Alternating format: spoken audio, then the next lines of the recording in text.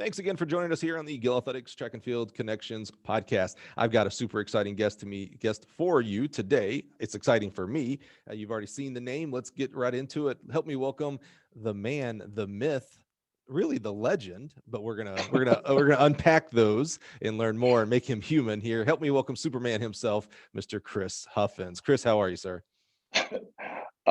I am flabbergasted by that intro because I have never in my life been referred to as Superman. So Hey, I'm doing really well, thanks. I have such respect for the decathlon that anybody over 8,000 is Superman to me, but you went way past that, my friend. So you are Superman Deluxe. And by the way, if I remember, help me remember, I have a bone to pick with you and the rest of the Athletics LLC group about 8,000. Or if you remind me about 8,000, I'll bring it in because and I don't know if you know what it, because I'm always 5 weeks behind, but I want to make sure we talk about something that you guys talked about a few weeks ago that actually rubbed me the wrong way. And normally I agree with all of you guys because you guys are awesome. But Okay. there was something I was like, man, I'm have to knock you down here a little bit. So if we get into it, we'll get into it. If not, maybe I'll make a whole other show about. Maybe I'll come on your show and say, hey, you guys, you got this wrong.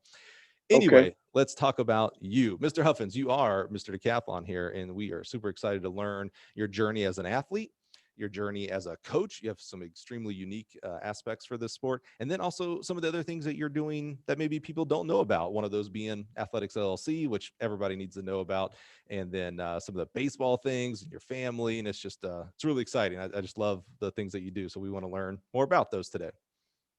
Sounds good. I'll be happy to share. Well, why don't we start with, the decathlon is an interesting event for us here in America. We don't really have it in the high school and club level. We do some on the club, right? But it's really an underdeveloped event. You don't really get to it until college. So why don't we start with where did the decathlon start for you? How in the world did you get into this crazy 10 event world? Probably the best way you could possibly get into it. I was tricked into it. Um, so when I went to Cal, I was a jumper and a sprinter, and in those days, because I'm quite old at this point, the men's programs and the women's programs were separated, and so because of that, my coach Ed Miller coached all of the field events. And so one of the things that he used to do programmatically at the end of the fall was we did a decathlon just for fun. And so my first year there, like 3 days or something before we were going to do it, I was doing like a rehab pool run, and I my toe got stuck in a drain in the bottom of a pool, and I broke my toe. So I couldn't do it. So I Wow. was sitting in the stands with him, like during this whole thing, just kind of seething that I just couldn't do it because I really, really like to compete just in general. I like to do stuff. So um, the seed was sowed so to speak. So the following year, I couldn't wait to do it, as crazy as that sounds. So the Yeah, right. following year, I did it and I scored, I think 69.91 in practice. And he was like, yeah, you need to do a decathlon. And I was like, sure. So he convinced me to do a real one, to train for it and do a real one. And it's funny, it was the 91-92 season. And we had agreed that I was going to redshirt to train to get the A standard in the triple jump. Really? So the thought was, at least how it was sold to me, doing all this will certainly not hurt any of your triple jump training, blah, blah, blah. We're going to try this. Sure. So my first decathlon ever was at Sun Angel, and I scored 75.61. I thought I was terrible and never needed to do it again. Not that it was terrible, that I was terrible. Right. And, he laughed a lot about the fact that I thought that was bad. And so long story short, it took him a week to convince me to do another one. And that was 3 weeks later. So that would have been 4 weeks between the two. And I went to the Mounts. At the time it was the Mount Sac Decathlon. I think now it's Brian Clay, but it's at Azusa. And the Olympic A standard was 78.50, and I scored 78.54. So hold on, let's unpack this a little bit. First of all, holy cow. Second of all, so Ed Miller, you said he did a decathlon at the end of the fall. When you say decathlon, you're saying a full like the legit 10 events, not like the like Tennessee has this pretty famous quadathlon that they do to test all their athletes. A legit. No, we do that. We do that too. That's a testing thing. But no, we did an actual, like, so basically, like, the way it would work is like he would give us 3 or 4 days to train for the events we did normally do, Right. so we wouldn't hurt ourselves. And then we did a decathlon. It was literally just for fun. Huh. That's interesting. That's pretty interesting. I wonder if anybody else does that out there. Have you heard of anybody else? Oh gosh, no. And that was a long time ago when because there was more time spent between your athletes and coaches, because we had all of the field eventers had the same coach, because that's what happens in a single gender program. Right. And since like 90% of the programs now are not single gender, there's no way you would have the time, space, or energy to do that. Makes sense. And training is a lot more sophisticated and streamlined now. Like, you just, like, none of us ever thought of it like as this risk or something we could get hurt in. But of course, in 2021, absolutely everybody would think that. Right. Yeah. Because we had shot putters and discus throwers pole vaulting. Like, when I say all the field events, I mean all. Oh, all. Yes. Jumpers, throwers, every single group that he coached. So that was all the jumps, all the throws, all the multis. And we didn't have any multis. Well, you did. We didn't yet. Right. We did very soon thereafter. Yeah. I'd be interested, if someone is doing that today in 2021, what would the quote unquote consensus be? Like, oh yeah, this guy or gal's crazy. Like, they had their shot putter out there. Yeah. Wow. That's amazing. So you were a sprinter, jumper, and I thought of you more long jumper, but you mentioned triple jump as well. Were there any events when you did that first one your sophomore year that just felt natural? Like, were you naturally a javelin, the off events for you? Were like, did you pick up the javelin like, oh, maybe I should have been doing this my whole life? Or did you hurdle for the first time and like, oh, okay, I can do this? Hurdles and discus. Yeah. Like, the first time I went over 10 hurdles, I ran 14.1 hand time. Really? I mean, you had speed, so I guess that makes sense, but still, it's hurdles. I mean, it's 42 inches.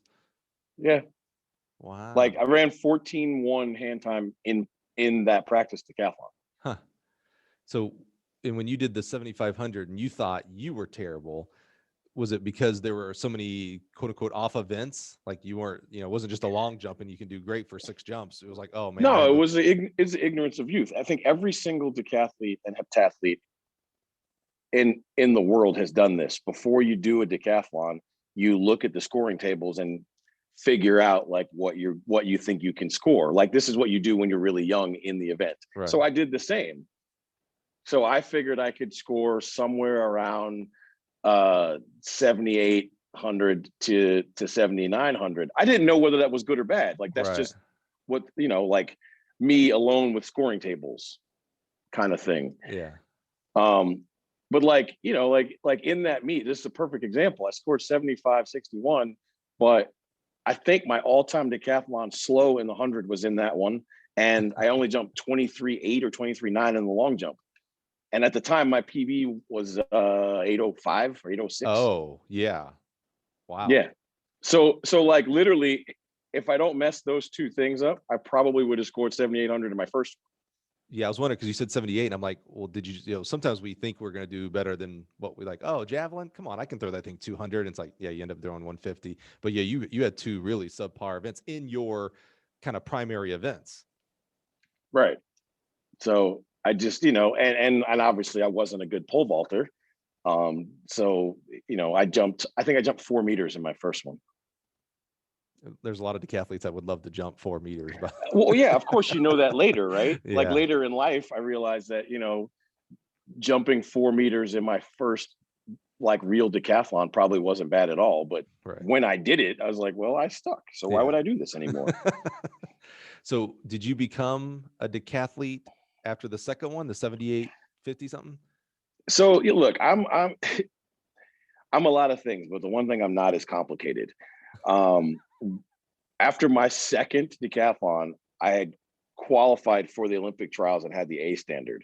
So it made perfect sense that I needed to do the trials in the decathlon and not the triple jump. So I did. And yes, my third decathlon ever was the 1992 Olympic trials. How'd that go? I think I was 11th. Funny story is I was on the runway, the opposite runway, the same time as Dan O'Brien was. And he missed opening bars. He missed, I missed, he missed, I missed, he missed, and the world is going crazy because I don't know any better. Oh, I say to my right. coach, literally, no chance I'm going to do that. I managed to get the pole in the box, right? I got the pole bent and unbent to vertical, and the bar is so low, I literally circled around like a flag and then pushed myself off backwards over the bar to a rousing applause of like 4 people. 4 people. Well, yeah, because everyone else was doing what they should be doing, right? Paying attention to the fact that the Dan and Dave, Right. thing had just exploded. I knew no better. Is that right? So you didn't, Yeah. Now I assume you're more of a historian of the decathlon, and actually, your breadth and depth of knowledge of a lot of the track events is pretty amazing. But for the decathlon, a lot of decathletes, my experience has been when they become a decathlete, you go all in because there's so much more, right? The tables, the history, the bounce back from having a bad event to a good event, the almost universal struggle in the pole vault. But you still were like, oh, I'm just an athlete competing in 10 events. I have no idea about Dan and Dave. Well, yeah, because the thing is, like, meaning I didn't understand the massive nature of what had just happened to him because I was competing, and my whole thing was literally, I'm not going to know height, right? It had nothing to do with Dan or Dave or like, it didn't dawn on me that like, wow, that means he's not going to make the Olympic team, like until we were running the 1500. And I was like, all right, well, that's different. But I mean, look, it was my third decathlon. So like, I mean, look, the world is such a weird place, right? Like, I was second in the Olympic trials decathlon after the first day. Wow. I had no idea. I didn't know that was important. I was just competing. Do you know what I mean? Like when I say I didn't know it was important, like I knew I wasn't going to be top 3.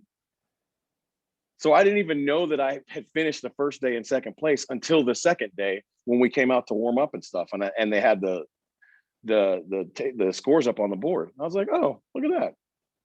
Did that add pressure? Like, oh my gosh, maybe I could be top 3, or it was like, Not at all. Second day is going to bring me back down here a little bit.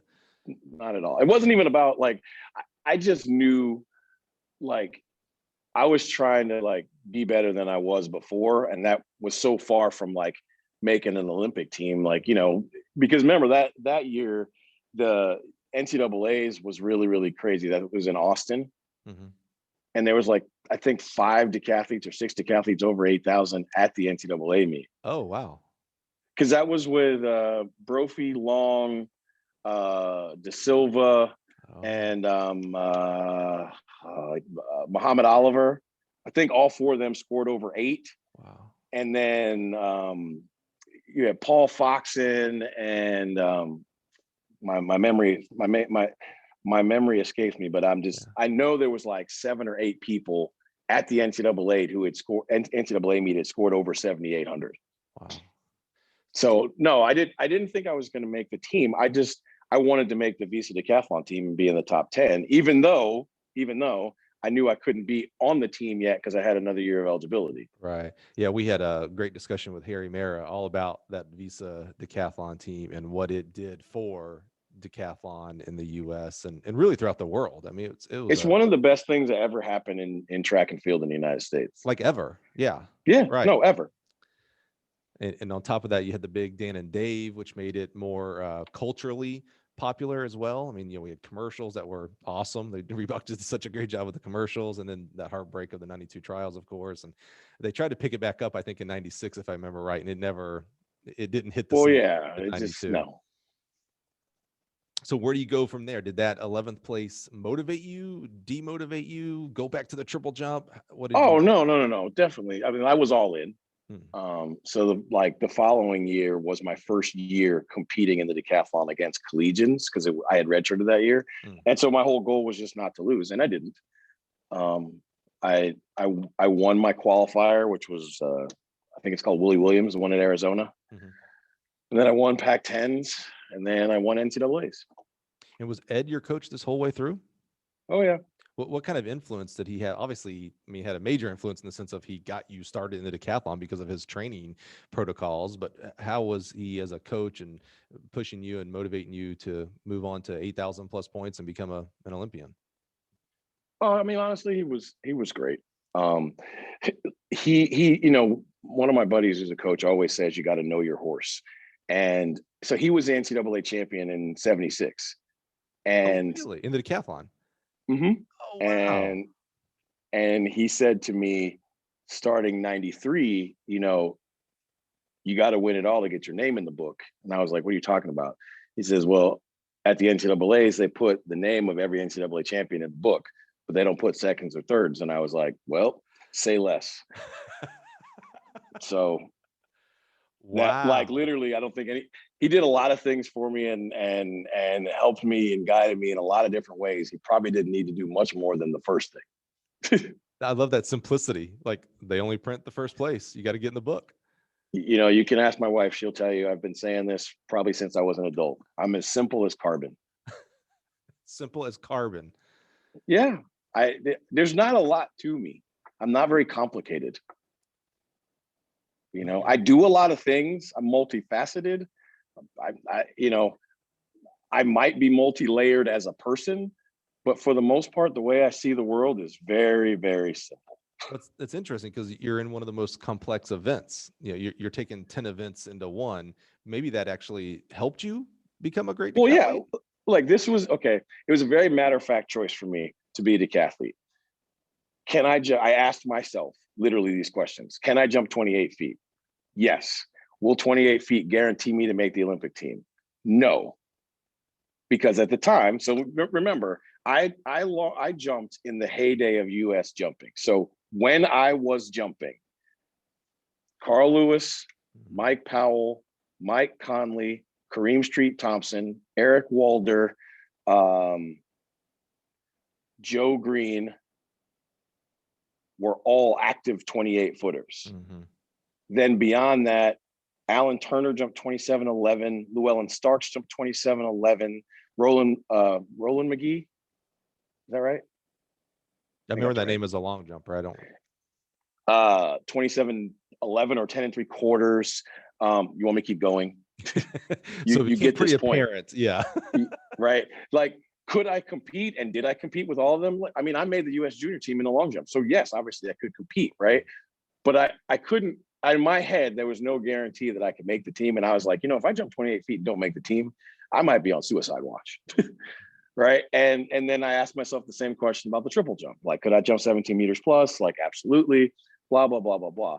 But then I looked at the decathlon and I was like, okay, who's the best guy in the world? Dan O'Brien. Well, what's the difference between him? Well, the only difference between him and me was experience at the technical events that I'd never done. There wasn't a difference in athletic ability, in my opinion, right? If anything, I thought I was faster and could jump better, right? And strength is something you just add, and I could do that. So in my head, like literally, it was a common sense decision.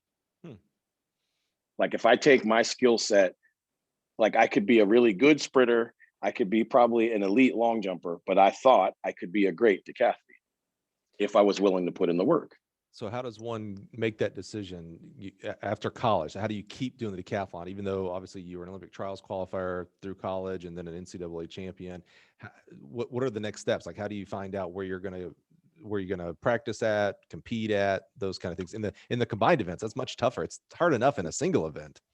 Well, I mean, my situation was very similar to Ashton's, right? Like I was in a good place to stay and train and work with my coach. And so it really was just a decision like whether I was going to do it or not. And I had made that decision pretty much when I started. So you stayed there with Ed? I stayed there with Ed 93, 4, 5, 6. So through my first Olympics. How'd the first Olympics go? First of all, what was it like to make the first Olympics? I mean, that's, we've had several Olympians here, and I'll say the same thing I say every time. When you're an Olympian, you're in this unbelievably exclusive club. Like there is no paid membership to get into the club. You paid with your sweat, blood, and tears. What's it like when you first made that Olympic, the 96 trials? Where did you finish in the 96 trials? Third. Okay. Hey, that's okay. Hey, have you heard it's the best Olympic trials ever. Have you heard that study about, they did it with the different Olympic people who made medals and which ones were the happiest? Oh, And I know this answer. yeah, I say this all the time. It's bronze, gold, silver. I think it's gold, bronze, silver, but regardless, it's the interesting part is like, wait, why isn't silver ahead of bronze? Like that's the better medal. Because silver always feels like they lost. It's the regret. Exactly. And then you couple that with the bronze, who is extremely happy, like, oh, at least I didn't get fourth. Like that's Correct. the worst spot to be, right? Yeah. It's like, oh, thank God I got a medal here. Yeah. So you get third. So you're extremely happy. I'm assuming you're extremely happy. Oh, see, like, again, I'm simple, right? I never thought winning the trials made it doesn't matter, right?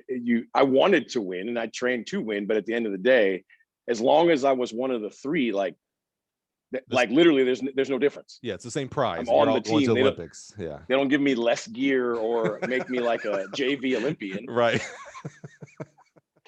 No, and honestly, I only got third because in '95 at World Championship was the first time I got an IV, and I had a doctor do it and not a nurse, and he punctured my vein, and so I was bleeding while I was bleeding internally while I was running the 1500, and so in my head I was like, okay, I'm never doing that again. So I don't know if you were at or remember the 96 Olympic trials, but it was hotter than Hades. It was in Atlanta. I remember hearing that. The track temp was like 116.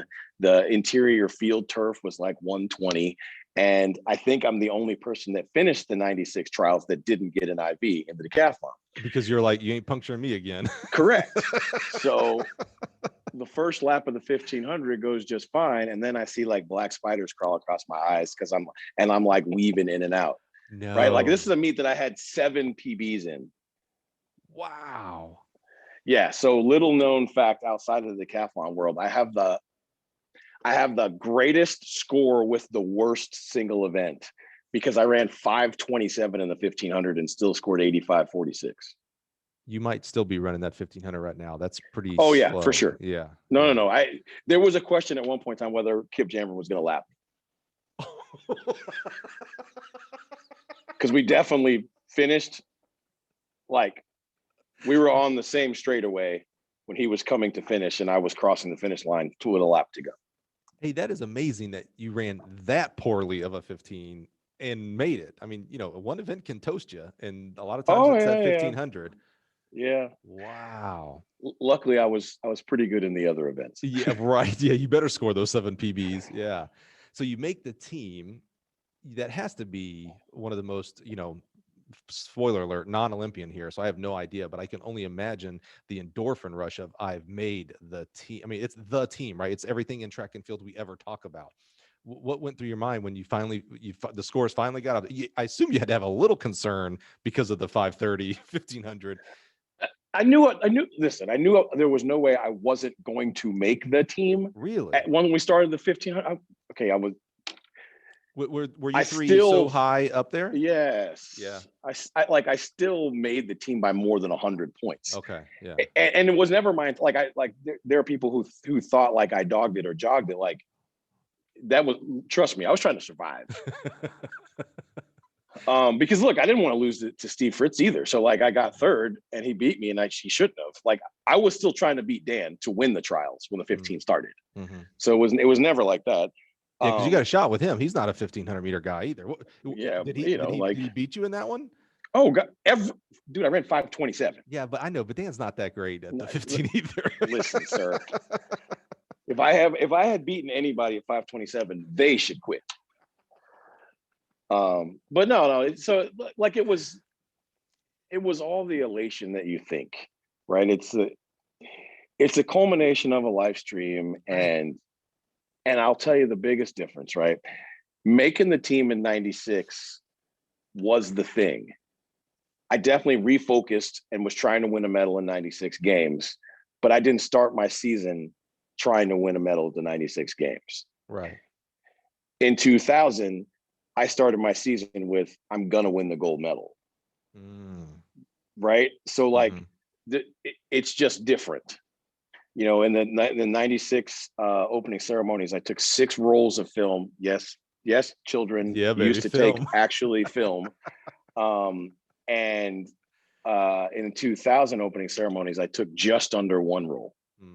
Meaning that's a just a change of focus, right? I was so happy to be there the first time, and the second time I was like, I took a few pictures like to commemorate, but at the end of the day, like, look, let's hurry up and get this over with. I got to go train and get ready to compete on day 14 and 15. Yeah, that's part of the Olympic experience that maybe some people don't think about. Because as fans, you know, guys and gals that will never be on the Olympic team, you know, we're watching, all we really see besides the opening ceremonies, of course, which is really a spectacle of a show, like you're at a Broadway show.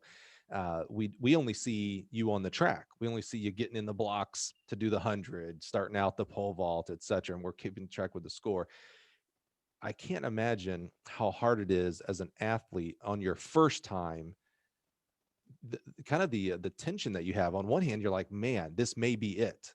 So I need to soak it in as much as possible. The 11 rolls of film, etc. Right? Versus also that same tug of war of like, oh, this may be it.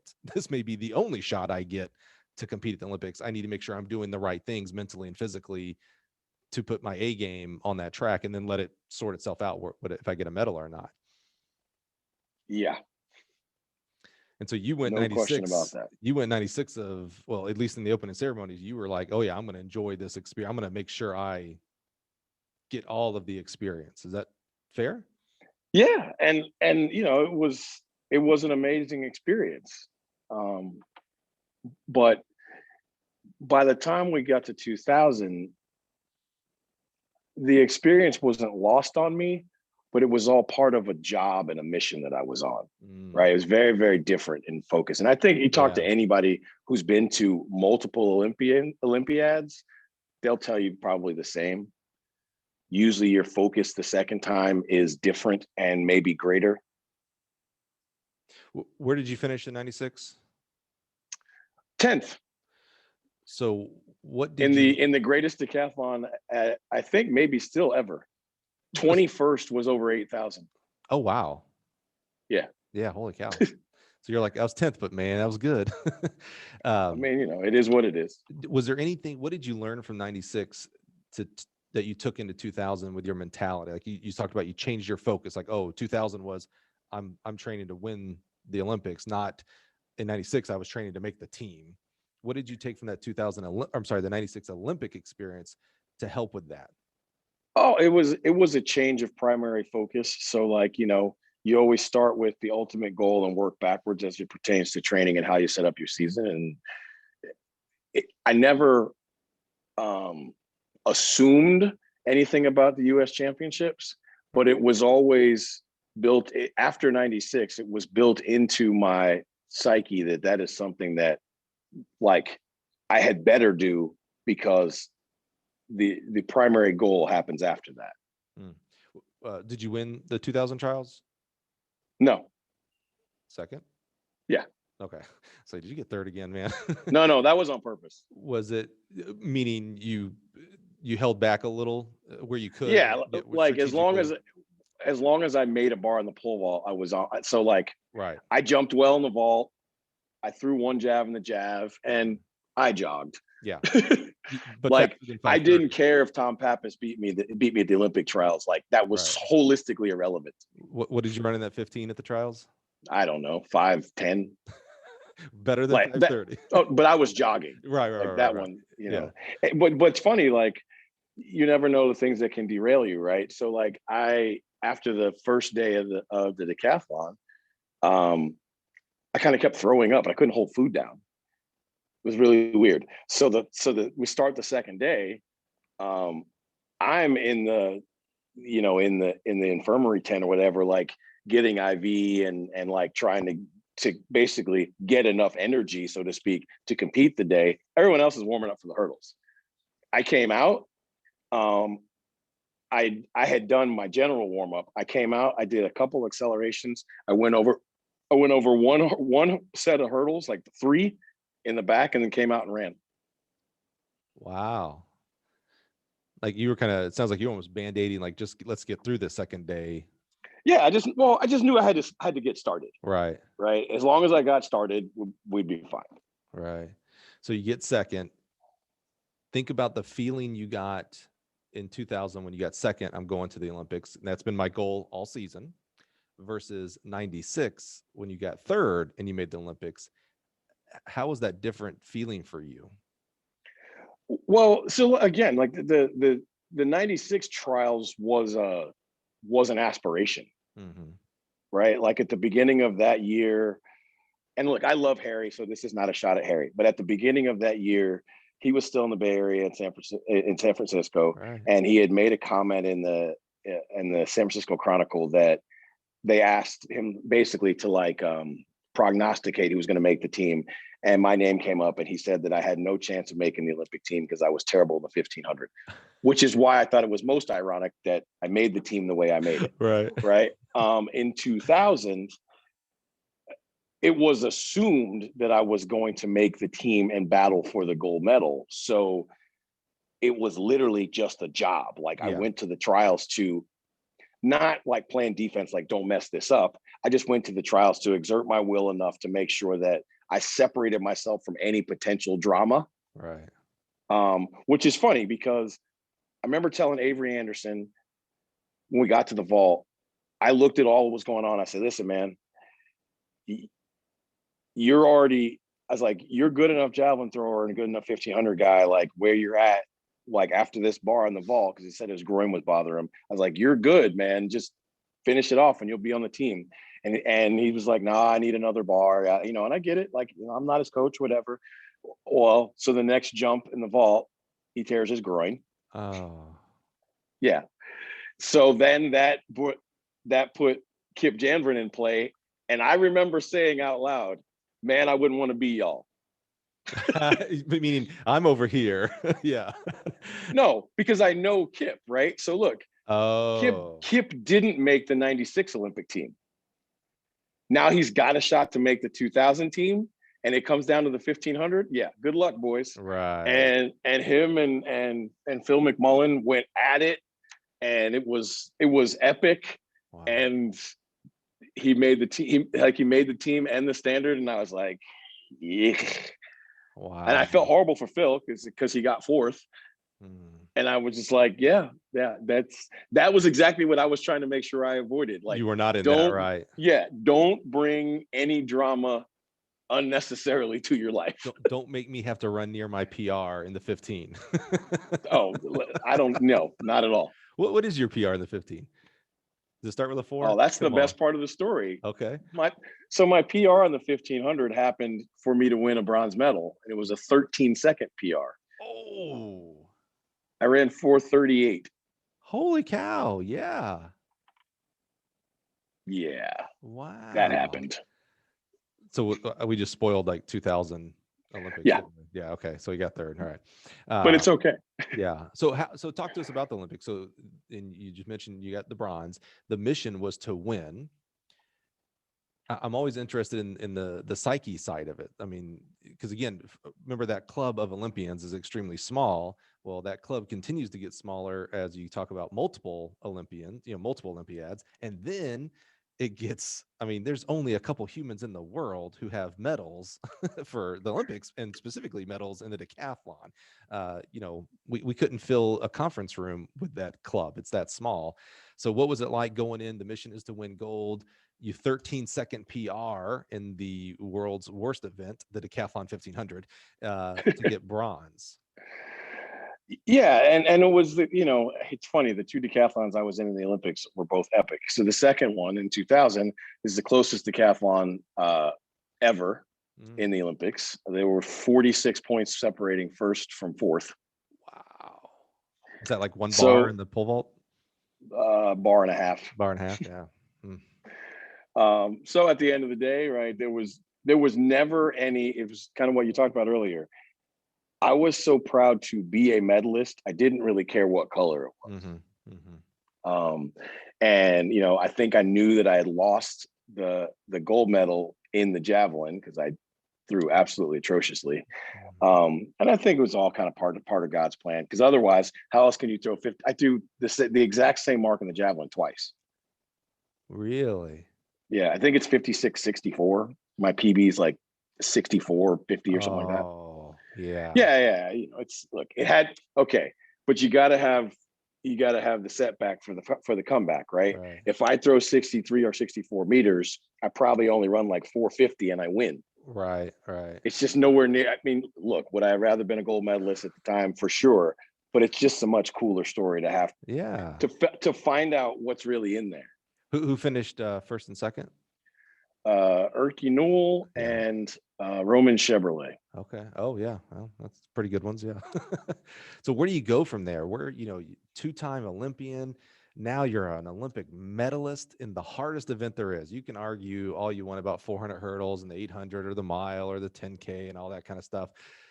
Putting 10 events together, it's always going to be the hardest event for me, in my opinion. Where do you go from there after the bronze medal? Well, I knew that I was done doing the decathlon actually during the pole vault in Sydney. Like not as a some sort of okay, I can't stand this. It was just an aha moment that I had literally given everything that I had, and I was it. I think I was like 2.5% body fat, so like I couldn't be Oh, any more trained and prepared, right. right? So if you don't win, then it wasn't meant for you to win at this point, and that's okay, Mhm. right? And I was actually okay with it. And so I competed one more year in track because I wanted to have fun. So in 2001, because I was coaching, and I started coaching in '98, Oh, is that right? right? So yeah, Okay. so uh, so when I came back from the Olympics, I actually went to a new job to work at Georgia Tech.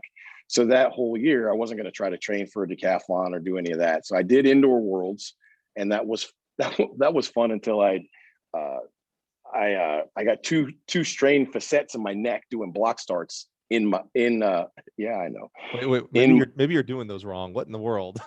it's a whole lot of power, and yeah, long story short, uh you know, like, and that was literally going to just be my last multi, because I knew wasn't going to do any more decathlons. And I just you know, I came back from that and just enjoyed long jumping, and I long jumped for the rest of 2001, and I retired on the long jump runway in Eugene. Did you know that was going to be the last that you were going to retire there? I left my shoes there, That's so what I was yeah. wondering. Yeah, yeah. We had Dwayne Ross on the podcast, and he talked about when he knew it was done. He had like kind of almost symbolism a little bit to him as well. He had to, on his last race, he knew it was going to be his last race, take his shoes, and he actually threw them away at the track. Like he crossed the finish line, took it off, and he's like, "Yep, that's I'm done." You put them on the runway. That was your mental, Yep. like, "Yep, it's done. It's over there." That's a different person that wears those shoes. I've got to go find my different shoes now. Yep. So And it take was very, like, I never looked back. People have asked me that before. Like, I never looked back or felt like Yeah. I retired too early or any of that. Like, I knew I could make the Olympic team in 2004, but I didn't think there was any chance I was going to be. I was willing to put in 4 more years to try to improve by 2 places. Like, Yeah. I had life. I wanted things I wanted to do in life, and coaching was one of them. That's the hard part about Olympic sports, and specifically track and field, right? You're not really making a decision to do it for one more year. You're making a decision, can I do it for the next Olympia, for the 4-year block? Correct. That's so tough. I mean, I don't know what I'm doing 4 days from now. So to try to figure out, can I devote my life to this for 4 years is, I mean, almost impossible for a lot of people. That's tough. Yeah, it can be. It can be. I don't know. Again, remember, it always goes back to I'm pretty simple. It made sense to me. I'm not going to do 4 years, so I'm done. But you had your year of And fun. I like that you did that. yeah, and I knew I needed that. Yeah, and Right. had fun. Like you look back on that year and you're like, oh, that was fun. I got the long jump. I got to hang out with my guys and the friends that I made in the track world as athletes, and I got to do my what maybe your favorite event, the long jump, or at least one of your original events, and I got to leave my shoes and go out my way, if you will, Mr. Frank Sinatra. Pretty much. Yeah. So take a step back. You said you were coaching here near the end of your career. Tell us who was coaching you at this point. We're not with the great Ed Miller anymore. So who was coaching you, and why and how did you get into coaching? Was it just a product of I'm an athlete, so it's simple to be a coach versus another career? How did that start? Well, so my originally I went to Purdue and Noel Rubel was my coach. So when I parted ways with Ed amicably, like just make sure that that's clear. I went to Noel, and he was at that point in time at Wake Forest, which is why I was training there.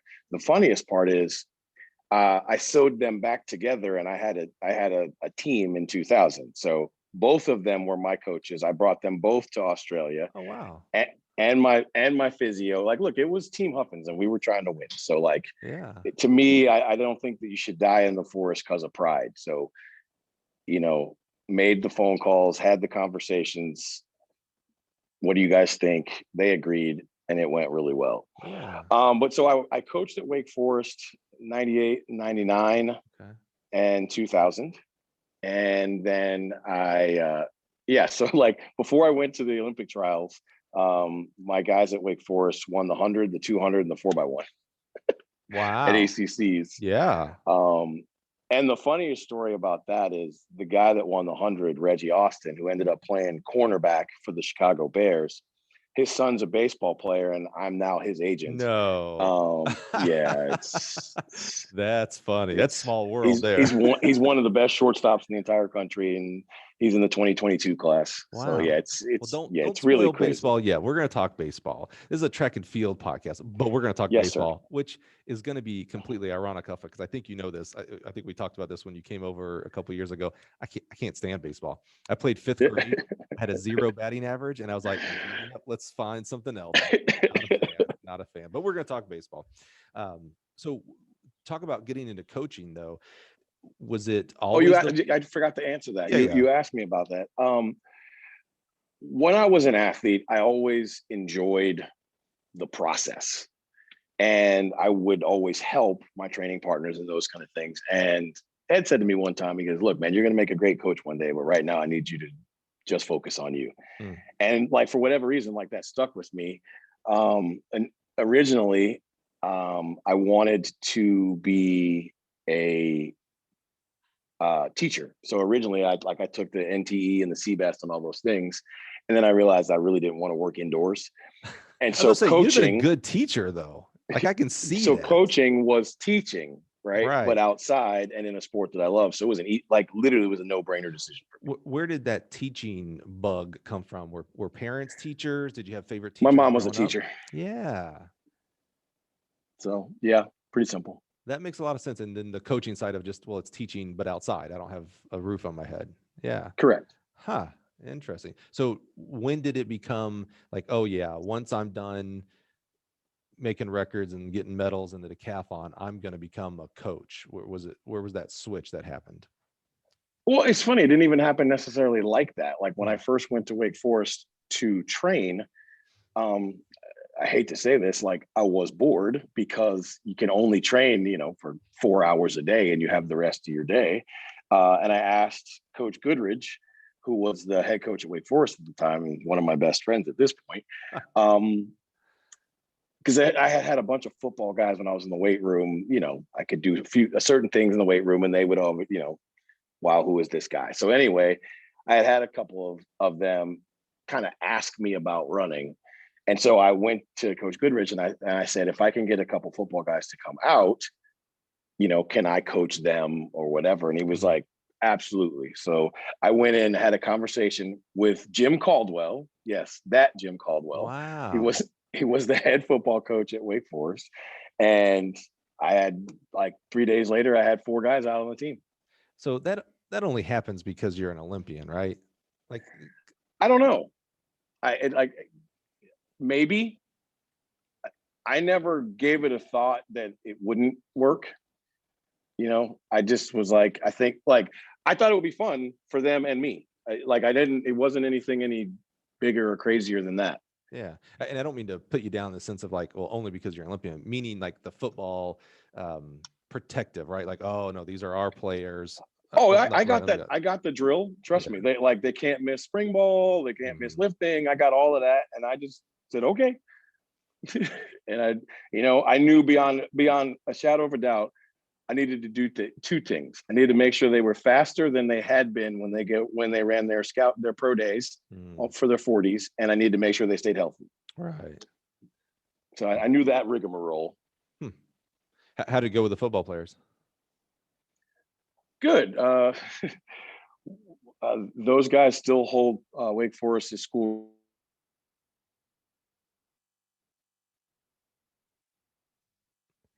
I think we lost you there a little bit, Huff. Let's see if You he got me comes now? back. Yeah, there we are. So we paused that. They still hold the Wake Forest school. That's where it stopped. They still hold the school records in the 100, 200, and 4x1. Wow, is that right?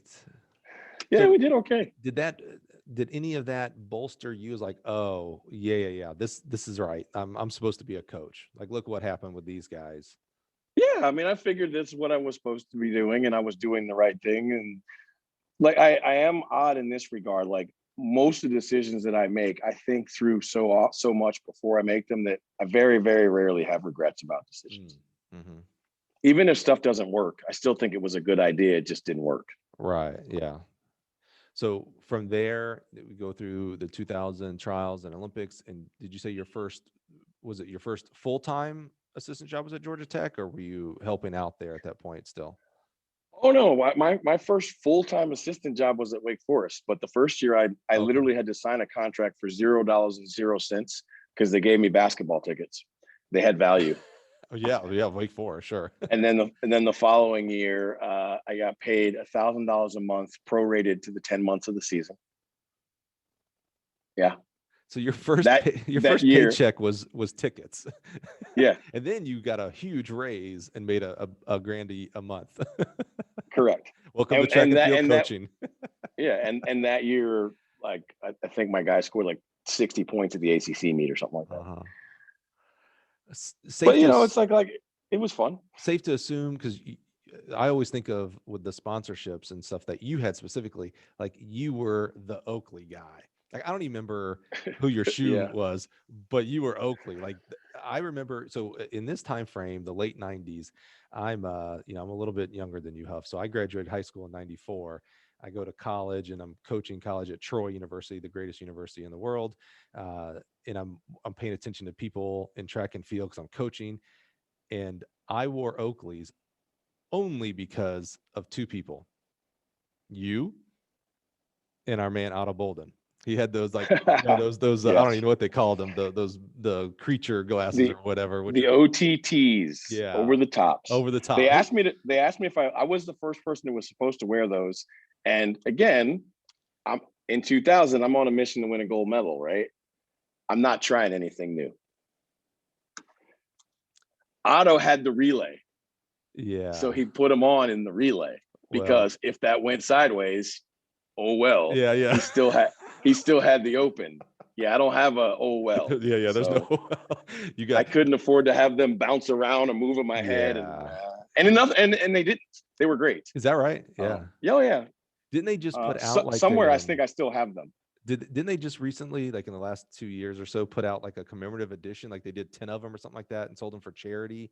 I I thought I believe saw it. that. Yeah, and it was like, oh, it's like the old because they also did that for the Nike shoe from like Back to the Future, the old one that laced Oh itself. yeah. They came out with they made a limited edition and sold it for charity. And I think I saw Otto posting that. It was a couple years ago now, but it's funny how it never became a mainstream pair of glasses, but those are I still mean, because they're famous. they're they're ridiculous and they weren't collapsible, right? So Uh, like literally, you're talking about a pair of sunglasses that take up like this much space. Yeah, but sir, you just said they're ridiculous. I'm pretty sure we could spend a little bit of time and come up with a lot of ridiculous examples that became super popular. By the way, you might be wearing one of those ridiculous things right now. Who in the world would have ever thought AirPods? Like, remember when those first came out, people were like, "These are stupid. What in the world? Who is gonna wear these? They hang down like a earring kind of thing. Who's gonna wear that?" And now it's a status symbol. It's like, oh, like you cool. Like right now, if you're watching us on YouTube, he's cool, man. He's got not only does he have the AirPods, he's being real cool. He's only wearing You can't one. have cords. You're wearing You can't one. have you can't have cords. That's not Cords aren't you cool, man. you smell broke when you have cords in. So even though they might have been air quotes ridiculous, they were cool, man. Everybody thinks about it. Anybody who grew up through that era is like, oh yeah. And you knew, and you not only do you know them, you remember this is hard with branding and marketing. You remember that they were Oakley glasses, not Yeah, some other yeah, brand. Like for you sure. remembered Oakley's. So my whole point of that that tangent there was, I assume, and I know you're a decathlete, and so there's a little bit, unfortunately, less financial value with decathletes outside of the Dan and Dave thing that happened. But I have to assume your $1,000 a month was less than what you were making in your heyday as a professional athlete. Oh yeah. Yeah. I took the money because I was supposed to take the money. Right. Like I didn't care. But did that give You you know, I any was pause of like, what am I going into track coaching for? I'm not making any money here. no, that was in 2000. That was in 2002, because in 2001 I made mid six figures in my last year as an athlete, and I made a coaching salary The in fun year? 2000. Yeah, I was still paid. But that's fun now. Come on. I thought fun year was like you just going out into retirement land. No, I So was. That's. I mean, let's just be honest. That's part of the reason I still did it, right? yeah, I was still contractual. no one But is in going to fault you for that. so in 2002, I took and had to explain to my then wife, I a six-figure pay cut to be a track coach, Ouch. because I was no longer, the Oakley guy. Right. Yeah, yeah. So I laugh sometimes when I listen to young coaches talk about, their first job, or like, well, that job only pays 50,000. Like, okay. Let me tell you I about coached. tickets. I coached for exactly. The sum total of my first 2 years of coaching was $10,000. Yeah. Oof, man. Yeah. However, I agree with people when they talk about complaining about a $50,000 coaching job, because I think we Oh, need to be so do paying our. I. Yeah. You know what I'm saying? Yeah. Here's I'm what with I'm you. saying. Systemically, we need to be paid more. Yes. But if you haven't done anything in the sport yet, you don't get to be the one complaining about it. Let people like me complain for you and advocate for you. What I'm saying is I've seen people scoff at jobs like, well, I wouldn't do that because it only pays this. And I'm like, listen, man, there were people who started whose names who are iconic, who started coaching for far less. In those days, it was an apprenticeship deal. So like in those days, you always had to start as a volunteer, or then remember that morphed into the restricted earnings coach, which like if we think about it now, just use the verbiage. Restricted earnings literally made you an indentured servant. Right. Yeah. Agreed. Yeah. No, it's kind of crazy But that they was even a allow pay that raise. language. Right. That was a pay raise. Yeah. I'm gonna, in the interest of being authentic, I'm going to move us as we go out to my car to get my power cord so that we don't die. Don't you die on that battery. That's right. Now we're good. Keep talking. I just got a battery car, so now I'm all about plugging in, your iPhone every night. Now I've got to plug in my car every night, so I'm good. And you get that sounds like fun. And you get those cool AirPods, which you got to keep charged up as well. Yeah, there's a lot of things that get plugged up in your world. Yeah, we need that energy grid to stay sharp, man. Anytime they talk about infrastructure, energy grid, I'm all for investing there. While he walks out to his car, because I'm afraid you're going to lose a little connectivity here. But if you're watching this on YouTube, he did not plan this, but Huffins is wearing his Team 2000 Olympic is Olympic trial? No, it's Sydney, so it's the Olympic sweatshirt, which I was impressed.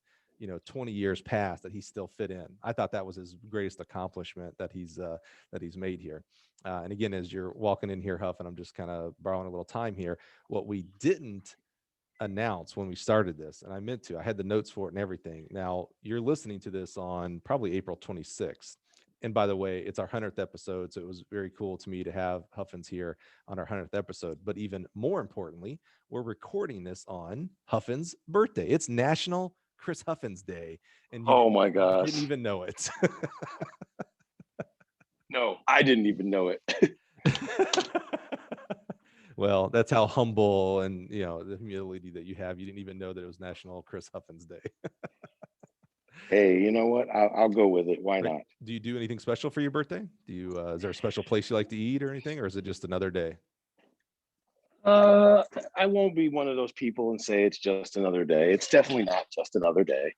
I don't know. I'll be honest with you. Like, I looked forward to my 50th birthday, and unfortunately, we had a pandemic, and my 50th birthday was in lockdown. So, we had a big deal set up for last year, and obviously that didn't happen. And so things are a bit more muted at this point. But I enjoy my birthday.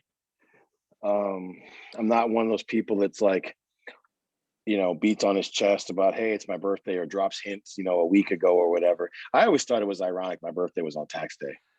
Oh, is it? It is. That's right. It is, but this year it's not because of the Right. pandemic. So Yeah. I think it's May 17th. But Yeah, but whatever, traditional right? 415. Yeah, right. Yeah. Well, I have to think, I know how close you are to your mom. I have to think this is a big day for mom, though. Yeah, and it's like, look, my 21-year-old came upstairs last night at like 12:05, and he gives me a big old hug, and I was literally like, "What are you doing?" That's awesome. And he's like, "It's after midnight," and I was like, "Oh yeah." So Dude. it's like it wasn't lost on me. First of all, hold on, back up for just a second. As a parent of a 10 and a 7-year-old, that story right there tells me so much about you as dad. Come on, a 21-year-old. Let's all remember how we were as 21-year-olds. That he had I don't know what's the right term. I almost said empathy, but it's not empathy. But he had the emotional intelligence. That's what it is, to think like, oh, it's my dad's birthday, and it's not the special number birthday. It's not the 50 or the 40. It's a 51. And still at 12:05, he could have just did his thing and fell asleep. And the next day, today he told you happy birthday, but he went and gave you a hug and said, that tells me everything about you as a dad, my man. That's so awesome. Well, I'm honored and I appreciate that.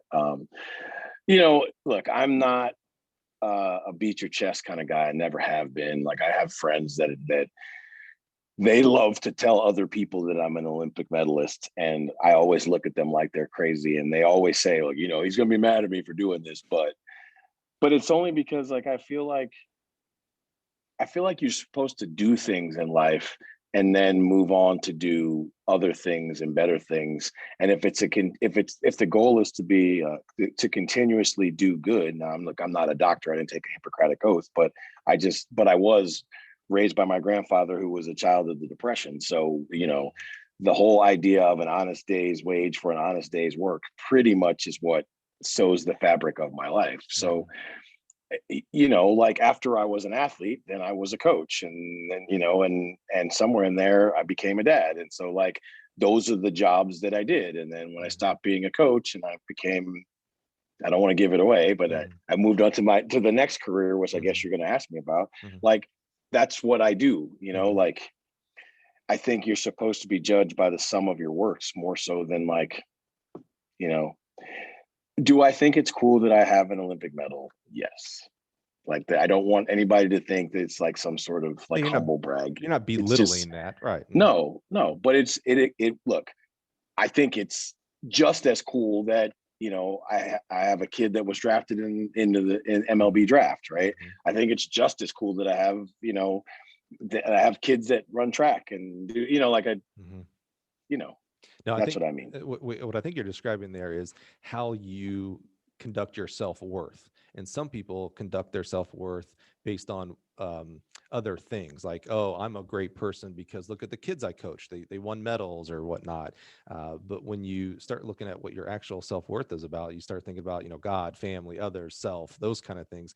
And it's like, some people would say, well, I would kill a guy to be an Olympic medalist. And it's like, well, that's cool. And I was, and that is a big deal. But what's more important?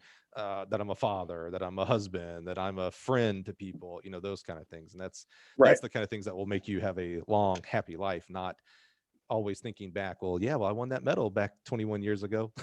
It's like, well, that's 21 years ago, boss. What are we doing today to make the world better? Absolutely. Yeah. I mean, Well, let's back up. So I knew we would do this because we knew each other well enough that we would have these tangents, but they're all good tangents, which I love. But let's go back. Let's talk about the coaching career. We're coaching at Georgia Tech at the time. Now we're a full-time coach. You're no longer Olympian Chris Huffins, which you always are, but now you are Coach Huffins. This is the career. What are you doing coaching? How's that going? Is it still what you thought it was going to be? And where did you keep moving on through your stages? Yeah, I mean, coaching is and always will be awesome. Hmm. You know, the important people in your life are your pastor, your barber, if you're so inclined, your bartender, and your coach, Hmm. right? I know Hmm. that sounds crazy. Obviously, family is family, Hmm. but those are the people that you end up like telling things about your life to. There are many coaches that know more about the people they've coached than their parents do. Right. That's a normal thing. I embraced that. So like I have been blessed to coach some really, really, really great athletes, but I've been blessed to coach far many more great people. Hmm. And I was truly graced by God to coach at 8 different schools. Never intended it to be that. Um, and if you ever want to hear God laugh, tell him your plans. So, uh, 3 different schools in the ACC, would never have guessed that. But Wake Forest, Georgia Tech, Cal, uh, Boise State, Eastern Michigan, Oklahoma, Clemson, and Purdue were all wonderful places. Forgot Clemson. I was trying to think of that third ACC school. That's right. They Yeah. were they were all wonderful places, and there are positives on my coaching resume from all 8 places. But for me, more importantly, there are positive people Hmm. that left positive marks on me at all 8 places. And, you know, I try to be as honorable a human being as I can to honor, the things that they've done and the relationships I've been able to build in the sport. And it's funny because that is without question the reason that Athletics LLC exists. So you mentioned the people, and that is to me the most important part, right? The records are going to be broken, jobs are going to be had. Those things kind of cycle through, but it's the people in your life.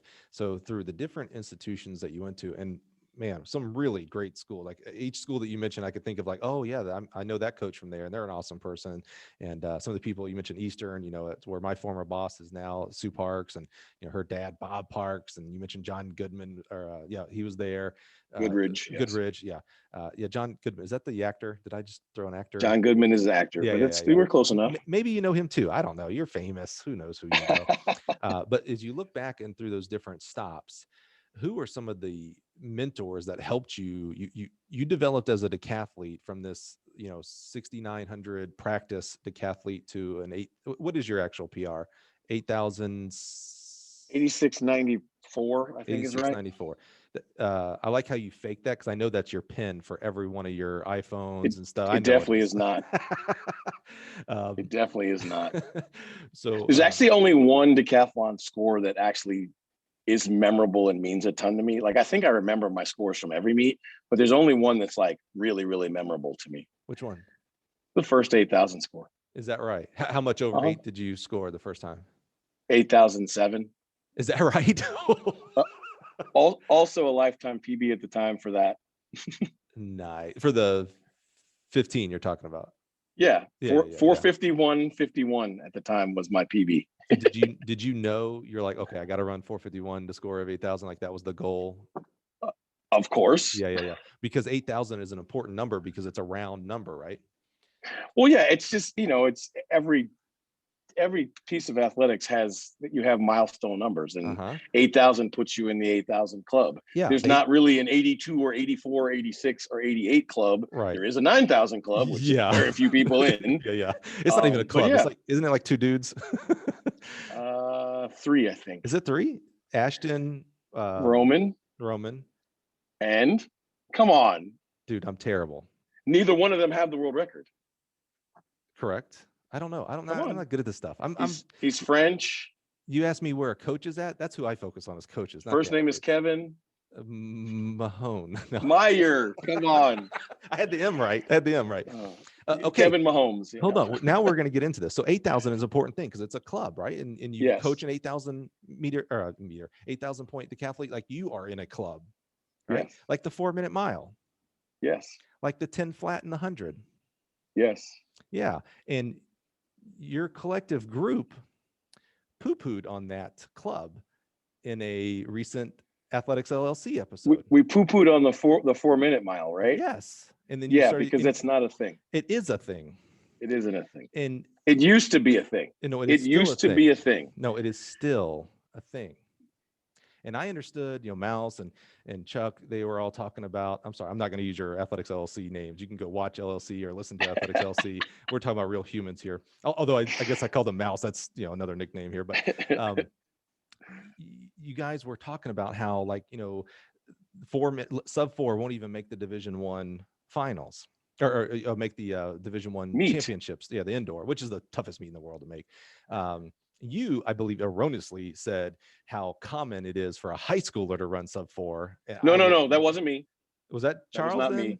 That was Charles. Oh, I don't name names. They said every year somebody does it. Yes, yeah. That was him. That wasn't me. I didn't say that. And I don't even think he said someone, like several people. And I was like, whoa, yes, man. That's what he said. No. Sorry, people. Not happening. But it is. And as much as I disagree with that, right? Look, the 4-minute high school miler, that's a big deal. The 4-minute post-collegiate miler, that's my point, right? Look, I get making a relatively big deal about being a sub 4-minute collegiate miler. That's a relatively, it's growing, but that's a club. Like I'll give you that. Right? The sub 4-minute miler and the 8,000 point decathlete collegiately, those are both clubs. But the post collegiates that run 4 minutes for the first time, like, I'm not dissing them. It's just not an exclusive club. It just isn't. I felt like, and I know all 4 of you individuals, different degrees, but I know all 4 and have tremendous respect for all 4. And that's why I am so humbled that, we do the audio version of the Athletics LLC. That's why I plug people need to be subscribed. It's Friday nights at around 5 p.m. Eastern time.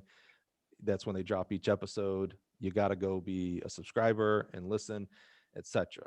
But I felt you guys were being and this is hard because, I love you guys. Are you going to call us elitist? You were being elitist. You were being elitist. That's exactly right. Do you remember what I said that night? I said, this may make me sound like an elitist, but I completely get it. Like, I understand. But, part of what we all do, right, is if you have an opinion, I think it's important not to mute yourself. Agreed. Right? That's why I'm enjoying this conversation or debate. Like, I don't have an issue with it. Mm-hmm. I really don't. But if you're going to ask me, because part of what we talk about is elitism, right? And that was the crux of the conversation. If we're talking about elite clubs, the sub 4-minute mile club is no longer elite. There's too many people in it. It's just the truth. Look, it's like the sub 10 flat club, right? If you run under 10 as a high schooler, obviously, like, you deserve all the praise. If you run under 10 in college, you're really good. You are exceptional. But after college, sub 10 that's a prelim mark. I don't disagree with that. I don't believe, and my memory is not the greatest, but I don't believe that is how you guys framed up the topic. You guys, because it's a show, and we don't have an hour and a half to go off on one particular debate. But at the end of the day, we were talking about, as I think the initial question was, is sub 4 minutes still elite? I think that's what the question was, and the answer to that question is still, whether you like it or not, no. If that was the original question, then I might retract. Although you guys again did go into some elitist type conversations. Yeah, it happens. But around this topic specifically. But if the original question was, is the sub 4 elite? Because you're right, we're talking about different things, scholastic to collegiate to elite. I would agree. You run sub 4, great job. You're 100th in the world. Sorry. Right. Depending. And that was kind of basically the conversation. Yeah. I took offense. That's a strong word. Because what it really is about. And again, if I'm gonna have to go back and listen now, because if it was about elite, that's different. But it's more about this fake praise of a number. meaning it's a round number. 4 flat, it's a round number. 10 flat, 8,000. It's a round number. That's why I think we don't have very many of those type of examples in the women's events. Like, what would you do? 100 hurdles, 1250? But it's not round. It's not 12. And it's not 13. For an elite club, Yeah. it would probably be sub 1250. Right. But that's not a round number. You know what I'm saying? I know. It doesn't roll. There's not a 4 flat, 430, 5 flat on the mile side for women. It's a little bit tougher in that sense. It's the reason why like the 8-foot barrier was a big deal in the high jump, but a way bigger deal than 240.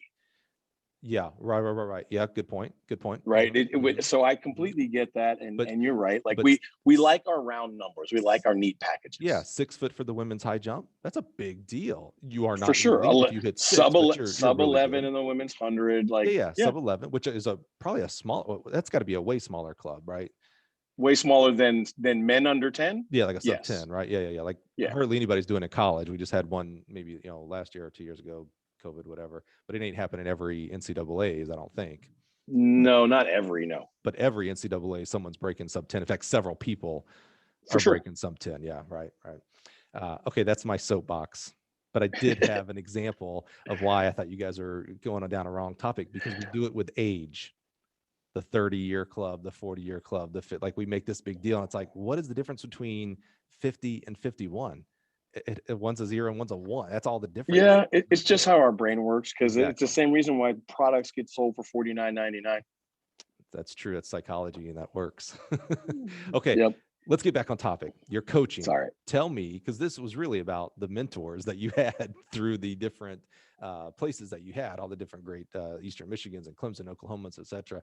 So who were some of the coaches that helped develop you from a 0-year coach to a multi-year coach, and you got better as you went along? Who were some of the mentors that helped bring you along on that path as a coach, not an athlete? That's pretty easy. Noel Rubel, John Goodridge, Herman Frazier, who was not a coach but was an administrator at ASU, and still like the person I will call ask like the tough questions. There's a few others. Curtis Frye. Now we have a very interesting relationship, because he was one of my coaches on the junior team. Right. So I've literally, he's known me since I was 18. Right. And certainly I don't want to miss anybody. And if I haven't mentioned their names, there's been a lot of collegial ones, quite a few, but probably the biggest influence, if I'm going to be completely honest and forthright, is probably Mouse. Because we've grown from, as he puts it, who the hell was that? Because he was coaching Dennis Mitchell and heard me doing block starts, and I wasn't a sprinter, so he was trying to figure out who the hell that was. Right. We went from that to coaching against each other when I was at Wake Forest, right, to becoming friends, brothers, all of those things. So he's not one thing to me at this point. Probably if I had to say he's one thing, he's like the God's father to my children. Right. Yeah, that's a good one. So what as we talk about titles, that's a pretty good title. It's an honorable title. It means a lot. What has been the role of those mentors? So you mentioned some of those guys and guys that helped you develop as a coach. How did they come alongside you and help build you up to become the coach that you became? Well, some of them, it was, it's increase of knowledge base and artistry. But I think the biggest influence is just been about learning to eventually understand work-life balance, what the real job of being a coach is, things like that. Right. Look, all of us are charged with making our student athletes better. Right. But the real job of being a coach is being mentor and steward towards their own adulthood. Like I used to always say in recruiting, I make 2 deals. One is with the kid. You will compete for conference and national titles. One is with the parents. They will compete for a degree, and I will try to continue them on the path towards adulthood that you have so graciously started them on and handed them off to me. And I will run third leg and give it back to you so you can run anchor. That's pretty good. I like that. I try. That's awesome. Boy, I would not have wanted to recruit against you. That's really good. I was relatively successful at recruiting. Yeah. I think we had the #1 recruiting class in the country twice when I was at Cal. Is that right? At Cal? Hey, that's a tough place. It is a tough place. Yeah. Wow.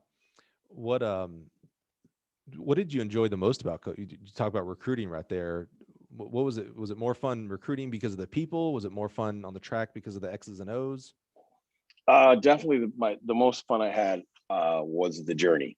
So you meet at the beginning of the season and you have a conversation with your student athlete about where we're trying to go. And then working together hand in hand, both in the trenches, to get there or beyond. Those are my greatest memories. Journeys traveled together. Like Jessica Harder going from being in the basement of Mackey Arena and crying and feeling like she should quit, and me not disagreeing with her.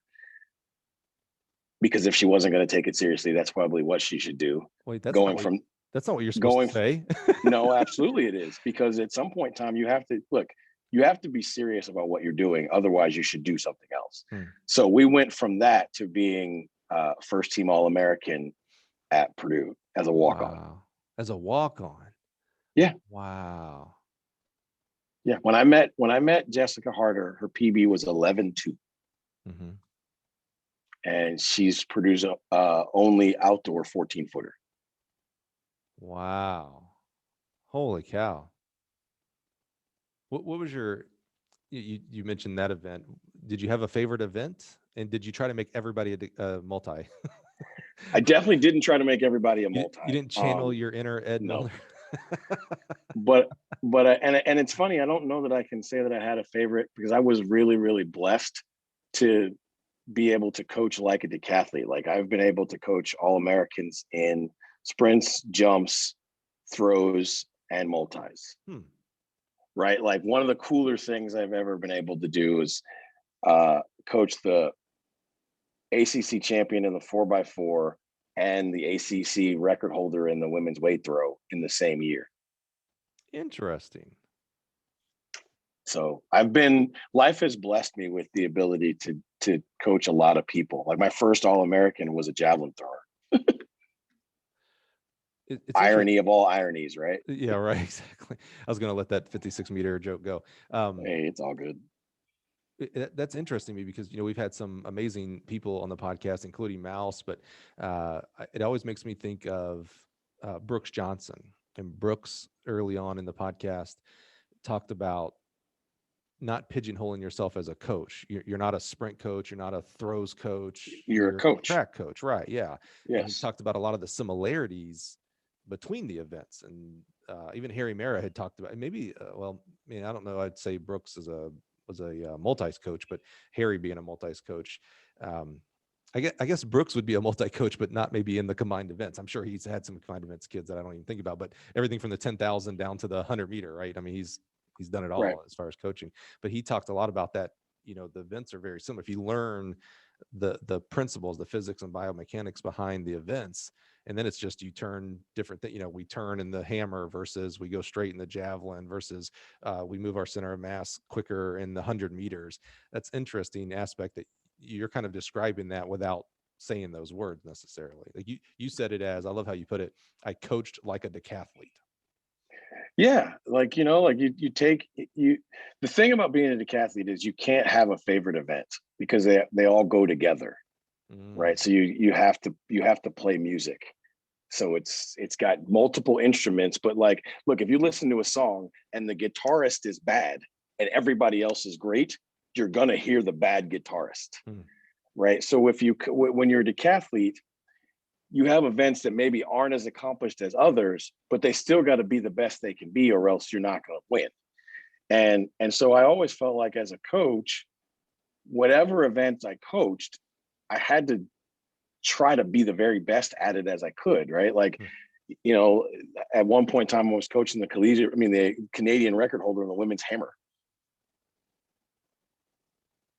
Yeah. So how did you, did you do different coaching education, or was it just, you would go find a hammer throw coach that you knew and like, hey, help me out here. I'm working with this hammer thrower now. All of the above. Is that right? All of the above. That's interesting.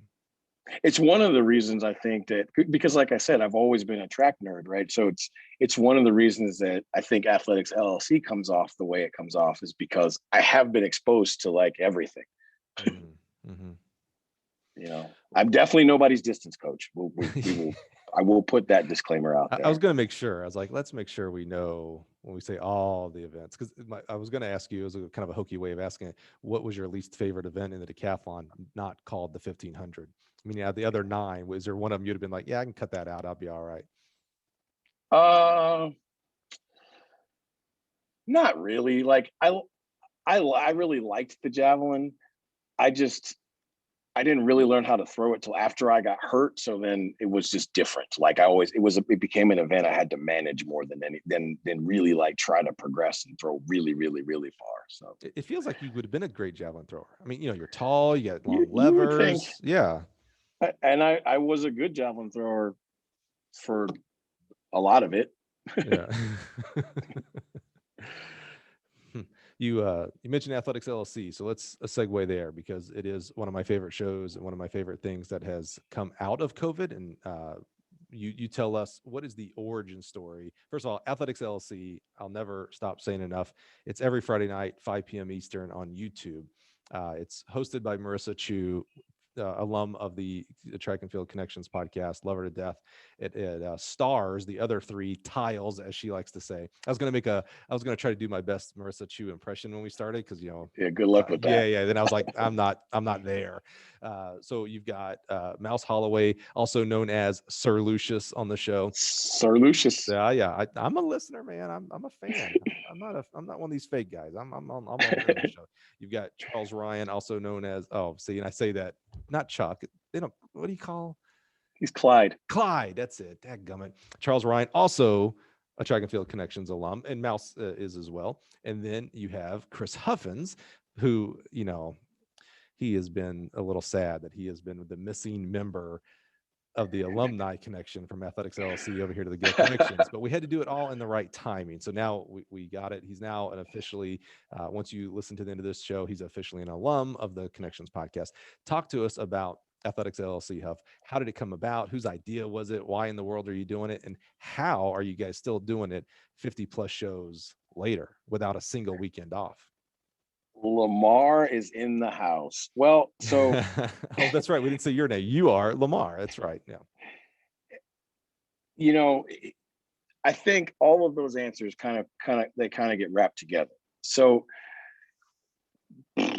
just north of 20 years ago, talk radio was really big, and Mouse and I talked no less than once a week, in most cases 2 or 3, and occasionally, probably once every 2 or 3 weeks, we would have these philosophical debate type conversations about something in the sport, about like sub 4-minute miles and stuff like that. Much less esoteric and much more meaningful conversations than that. Okay, fair enough. And I said to him one day, man, we need to do this as a talk show. And I was like, we got to have names, and they can't even mean anything. I was like, I don't know, like Lucius and Lamar, right? And I was like, and nobody will ever know who Lucius is or who Lamar is. We'll have the show and we'll talk about the stuff we want to talk about. Because that was like right when PTI was like starting to get big and kind of thing, right? Mm-hmm. And somebody made the comment that, you know, the Mouse kind of resembled Mike Wilbon. I was like, well, I definitely don't look like Tony Kornheiser, but I get it. Right. Yeah, I don't see that either. But the point is, like, we were having Lucius and Lamar conversations for 20 years. Like literally, occasionally I would call and I'd be like, Lucius, what's good? And like we would make up these names. But literally, Lucius and Lamar were used interchangeably. Like neither one of Ah, us was the other. right. So when the pandemic started and my brain wouldn't stop, I called him on the phone and I was like, now's the time. Like we don't need to do this. We don't want to do this. We have to do this. Hmm. And he was like, okay. And so then and it's so funny that we did this backwards. We called Chuck. He was in immediately. And then Mouse said, well, we can't have those three personalities without a buffer. We need somebody to run the show. We can't do this without Chew. And I was like, wow. So we really did this backwards, because if she says no, we're screwed. Right. Yeah. Luckily it took a little convincing, because she was just like, wait, what? Like, Hmm. and so off it went. And I think at first we viewed it as a necessity, right? Because it's all like Athletics LLC exists because it's about the work. Like that we talk about things that have to be talked about in our sport Hmm. that are not being talked about. Hmm. And so all of that wraps in together as to your last question, which is how have we managed to continue it? Because it's bigger than us, Hmm. right? Like I think we all know that it's about the work, and however inconvenient it may be from time to time to meet on our recording nights Hmm. and then make sure that the post production is done and it comes out as close to on time on Friday as Hmm. we can. We've all, wink, nod, and agreed that we're not going to let an inconvenience stop us from doing work that needs to be done. Yeah, that's what I love about it. A lot of things, maybe overstating this, tragedy begets success, meaning when things get bad or things are bad, there's a lot of good stuff that comes from it, right? I mean, it's amazing how many big time There's no doubt. companies came out of depressions and the '08 crash, the internet crash. Huge companies came out of those. I think Netflix was, excuse me, founded during the 2000 the internet crash, I believe, is when Reed Hastings started that. But it's amazing what comes out of bad things. And so we had this, of course, terrible thing. Track gets canceled because of the pandemic. We have a global terrible thing with the pandemic. And you guys created this. And we had other people that started awesome things, different podcasts and educational series, et cetera. And it was awesome. And my biggest fear for all of them, as it related to track and field coaches, was okay, the good news about the pandemic is it is going to be over one day, or at least be so not as life consuming that normal activity will occur again. So I knew in the fall practices would kick back in. Maybe not all of them. We still had a lot of virtual stuff and kids weren't on campus.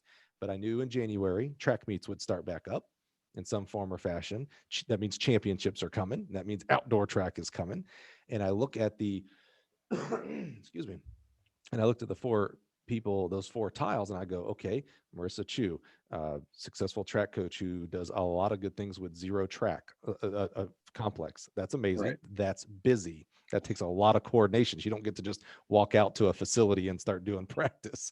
Mouse Right. Holloway, do I need to say anything more? Right, a leader of one of the most successful track teams in this country, always vying for championships, conference, and nationals. Recruiting, has a great family. I mean, busy guy. Charles Ryan, who I knew the least about. That was the one person on the show that I knew the least about, and was so thankful to get him on the show and learn about him. And since now have a rooting interest for him, like I love his story and what he's doing and what he stands for and where he's come from. But again, track season, even though he's West Coast, so maybe indoors wasn't going to bother him as much compared to others, but track was coming, outdoor was coming. And then Huffins, you got no job or whatnot. So I was like, yeah, you'll be on the show. I'm not concerned about you. Yeah, whatever. But I was concerned. I was like, wow. I was like, let's see what happens. I bet you they're solid enough. They'll get through the Christmas holiday season. They'll make that work. But man, January is coming, right? What was the Game of Thrones? Winter is coming. That's Winter's when coming. hell is going to break loose they'll start with a show will miss 1 week. Then, Mouse won't be able to make it because he's at SECs or something. And then, whatever, Marissa, she's got a family, she's got kids herself, something's going to come up with her, and it's going to fade. And yet here we are, episode 50. See, it's hard in podcast world because we're recording this on your birthday on the 15th, but we're not going to publish till the 26th, which means you publish an episode that week on the 30th. So it'll be like probably episode maybe 60 at that point. I don't know when this is going to come out. 54 is in the can. 54 is right now. So yeah, so it would be about 56 or 57. Looking into my crystal ball of what dates and stuff look like. And haven't missed a week. Continue to go strong. Haven't become, in my opinion, redundant, meaning it's not the same topics every week. We're going to talk about, here they are about their sub 4 mile again. I'm going to keep berating that, by the way. But there's always a new topic. There's always a new discussion. You're not a guest focused show, but you have some amazing guests with Paul Doyle, Aretha Thurman, who is one of my favorite people in the whole world, Christian Taylor. I mean, you've had just amazing people as well. You continue to keep it fresh, continue to keep it interesting. We've only had three guests that are not Olympic medalists.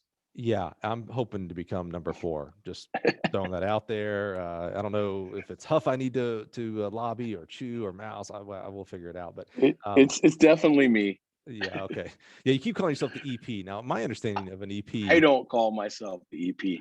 They call me the EP. Dare you go back right now, listen to any one of those episodes, and tell me how many times he calls himself the EP of the show. That's because they call me the EP. That's where it started. Okay. All right. It started with long time ago. I asked a question of all of them, and Clyde says, "I don't know, man. You the EP." I could see that. Yeah, I could see him saying that. Yeah. And it has not been let up since. I thought traditionally the executive producer was the person who had the financial backing. They're the ones who. So you're financially backing this whole situation? I mean, we're not going to discuss what goes on behind closed doors, but I'm going to say again, I am the executive producer of the show. You just noticed he said it. See, he just said he doesn't say it. Because I'm answering the question you asked me. All right. Do you see the good banter we have? I'd make a great 10, 15-minute guest to talk about coaches and their lives.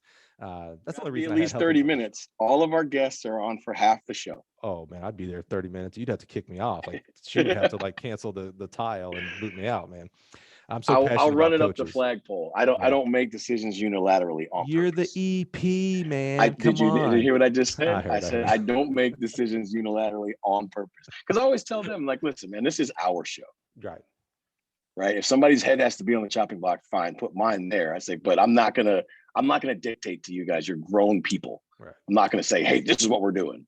Well, so every topic we talk about, we discuss as a group. Yeah, no, I love it. I can only imagine the group text you guys have back and forth it's pretty epic. Because that's what I love about the show is it's not a riff show, meaning you're not just getting up there and everything is off the dome. Like you have set questions. I love these relay teams you guys have been putting together. You do projections. That's the right term. Predictions. Yeah, same thing. Yeah. No, predictions. That's what I was thinking.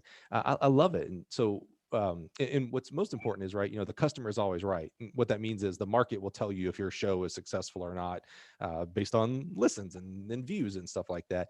And I love this transparent world we live in. I can go on YouTube right now and see how many times each episode has been viewed. And some of them, it's weird, the ones that blow up a little bit, it's just, I don't know why. Yeah. There's no kind of rhyme or reason. There's no rhyme or reason. Yeah. One of the last time I looked, one of the most viewed ones was the what is wrong with cross country, and I was like, oh, I know why that was viewed. Every distance coach was like, what? Absolutely. Yeah.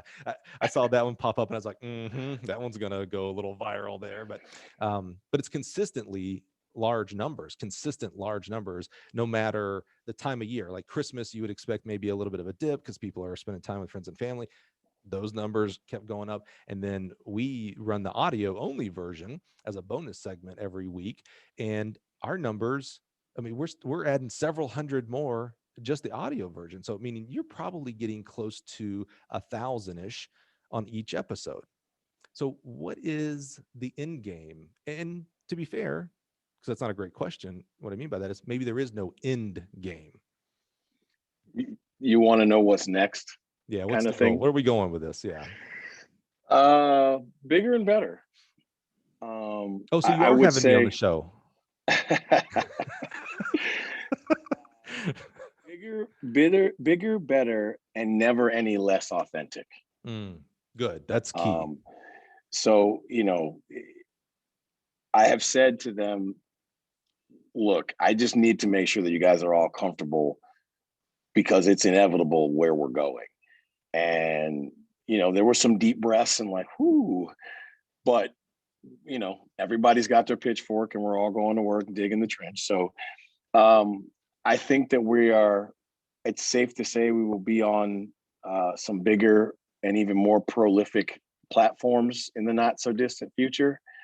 And I think we may end up eventually becoming even global. We'll see how that goes.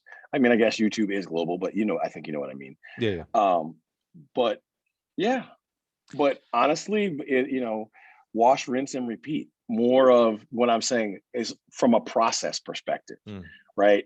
I was thinking about this the other day when I was brushing my teeth. Like the difficulty that we never see as difficulty, right? But the difficulty of doing a show every week is not being repetitive and being authentic every week. Like we don't make anything up. We don't. You can. What's the word? You can create topics, right? That are, hey, well, we can talk about that. We don't do that. And the other thing we don't do is take ridiculously low-hanging fruit. Like we joke with Clyde about being petty, but we refuse to take the show into the mud. Right. So we won't have conversations about speculative things like, trust me, I was asked a million times if we were going to talk about Brown or Rollins. And I was like, no, because I don't know anything. Right. And not just that, I want you guys to have our opinions and insight on things that can be useful to you. Not dish and dirt. Like this is not spilling of tea. It's not a gossip show. Right. No, it's not. And I never want it to be. Right. And I think if some gigantic, executive wanted to come to me and wanted to pay us a whole bunch of money, but we had to do this, that, and the third, I would probably be very Dave Chappelle. Yeah. It's going to be this or not. Right. So, and I just, because again, its origins are authentic. Like all of this, it stemmed from genuine conversations that me and a very good friend of mine, who everyone knows, myself and Mouse Holloway, just talking about the state of track and field and things that were going on, and like, what do you think of this nonsense? And it just, eventually, it was time for us to invite others into the conversation and share that conversation with the world, and that's pretty much what it is. Well, I love it. I think the cast of characters that you have there work really well because of different levels. We got lucky. Yeah, partly, but you got to plan sometimes to get lucky, right? I mean, I think the plan was enacted, and maybe you did get lucky in the sense of with Chu or whatnot. But yeah, I think her, and I'm gonna say this probably terribly, and I love you, Chu. Inexperience compared to the other three necessarily. I love that. I love her innocence of where she is in her coaching career as it relates to what you have done in athlete and coaching, and what Mouse has done coaching in different spots, and then what Ryan's done as an athlete and coaching as well. I mean, it's an interesting mix with an interesting levels of experience as both athletes and coaches. So it really works. It works really well. She brings a perspective to the show that none of us could bring anymore, right? Right. Yeah. You can't unsee things. So the things that she hasn't seen are really, really important as it pertains to perspectives, right? So that we don't become, circling back to something, elitists, right? Because for the most part, in the last 10 or 15 years, myself and Mouse and Charles have all operated in the world of elite athletics and international athletics. But there's many layers of athletics that are other than that. I don't want to say beneath that, but in the in the pantheon, the climbing of ladders. And so it's important to have someone on the show that has that perspective. Mm-hmm. And that's why it works. I honestly think, and this is me talking as a fan, I think that's why that conversation rubbed me a little bit of the wrong way. Is it was like, hey, I know what you three guys have done and are doing and things like that. And I've been in that world very shortly, but I've been in that, sub 10 was great, but not awesome type of world. But now I live in the coaching world, meaning I'm talking to, a future guest is going to be, I just got connected with him yesterday, is a guy in, I won't spoil where it is, but he held a track meet at his school. He has no facilities. So they ran the 4x600 because that's what the circle of the parking lot was. And they did the shot put in the softball field and the discus in the baseball field. And it was like, man, no. Oh, by the way, they've won lots of state titles. I think they called it the Kick Some Asphalt Invitational. Had 6 teams, scored it, etc. And I was like, man, I love that this coach did not allow excuses to happen. Like, and think about the experience those kids had 10 years, 15, 20 years from now. Some of them will be state champions. Some of them will go on and have great college careers, etc. They'll remember that meet more than anything.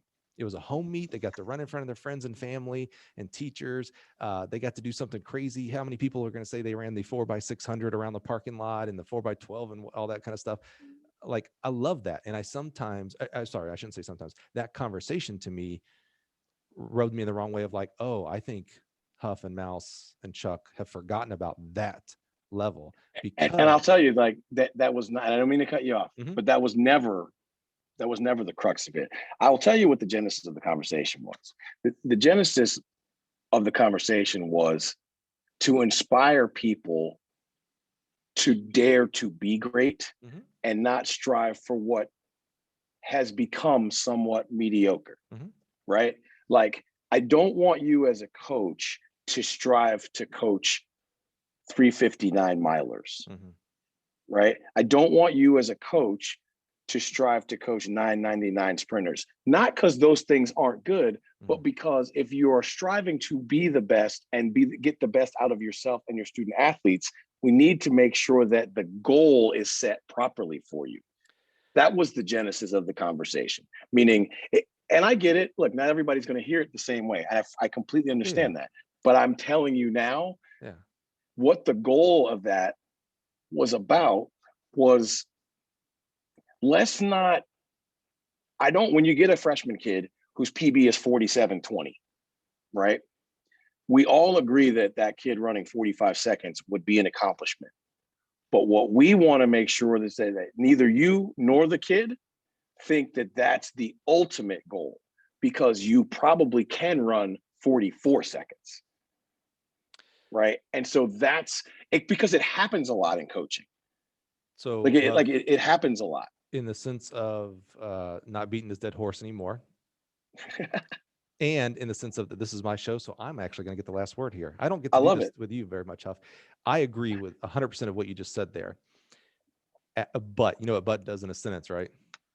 It erases everything in front of it. It erases everything in front of it. Yeah, I do agree with what you're saying there. Here is what rubbed me the wrong way. And I'm fine if you ever want to have me on the show and have this discussion, then you guys can have the last word. But there were comments that you guys made that made the performance, the 999, the 359, the sub 45, or I'm sorry, the 45, you belittled it a little bit. That's what hurt me. I'm sorry. Let me take a step back here. I am not hurt. It was just a little bit of a elitist perception. That's all I'm going to say. I get that. Now let's move on. Because now everybody's we're going to go back. I'm going to put in the show notes what show we're talking about. And you're either going to go back and watch the YouTube or the audio, listen to the audio version. We're going to blow those numbers up and find out if other people had the same idea. The good news is, people, even if you listen to that episode or watch that episode and you're kind of on my side where there was a little bit of out touchness there, here's the cool thing. I know those 4 people individually. They are humble, hungry, smart people. They're awesome people. There was no, I know there was no intention to what you're saying there, Huff, of any digging like, oh, you ran 99, who cares? Big deal. There's 9.5s and 9.6s. I know that was not the No. crux of it. So let's move on. And as we start to wrap up here, because what I do want to talk about, for some weird reason, because this is not my sport at all, what you are doing today. What does an 86, 8700 decathlete who's had a great coaching career, who now is the executive producer of one of my favorite shows in the whole world, what are you doing now to support the family and the passion of yourself? I'm a baseball agent, and I get asked all the time how I made that transition. I guess the easiest way to say it is my son was a baseball player, so I got interested in baseball. And some of the interests that came about in baseball rekindled why I ever became a track coach.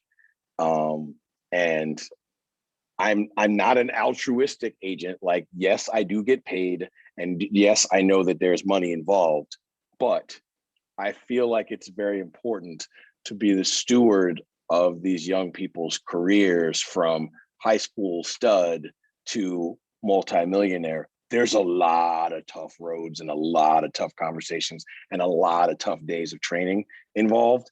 And somebody very quietly behind the scenes has to help get them through that. And that's the part of my job that I love.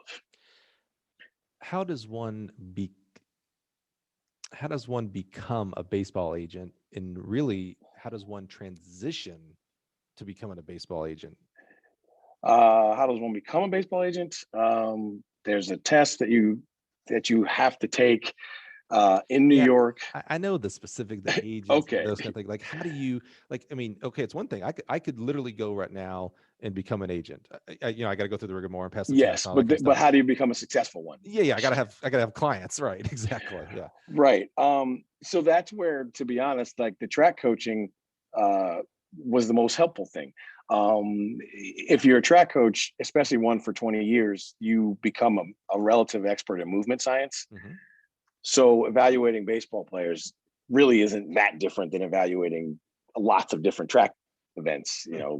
Javelins, disc shots. You know what positive movement patterns look like. So that has helped a great deal in the talent ID.